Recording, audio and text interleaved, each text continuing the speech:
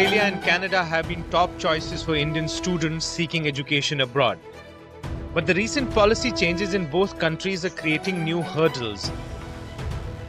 Australia has announced a cap of 270,000 international students for 2025.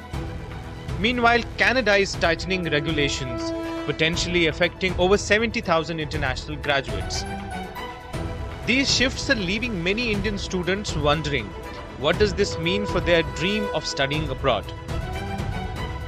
On the increasing trend that more and more students were going abroad, this is going to be reduced, and many of the students now will be willing to study in India because they know this is the ways. They know that the chances of success are lower.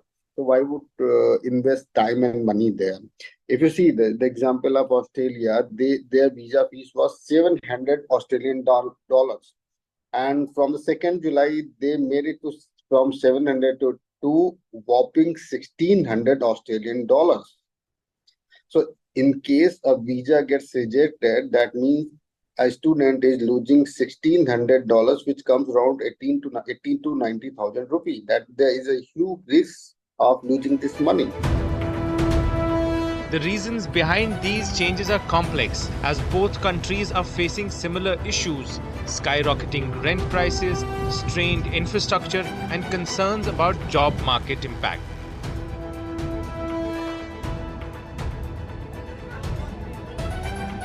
In 2022-23, international students contributed $36.4 billion in Australia, but housing pressures have become a political hot potato. In Canada, students are being unfairly blamed for housing and job shortages. The aim of these policy shifts is to create more sustainable systems, but these new policies are leaving several students in limbo. It is an administrative issue that these universities have failed to provide suitable housing in terms of accommodating the number of students that they admit each year. Say, for example, if a university is offering admission to about 100 international students, at the moment, they only have enough student housing to accommodate between 6 to 10% of these students into university housing. As Australia and Canada tighten their policies, Indian students are caught in the crossfire. Many face uncertain futures with dreams of international degrees and settlement hanging in the balance.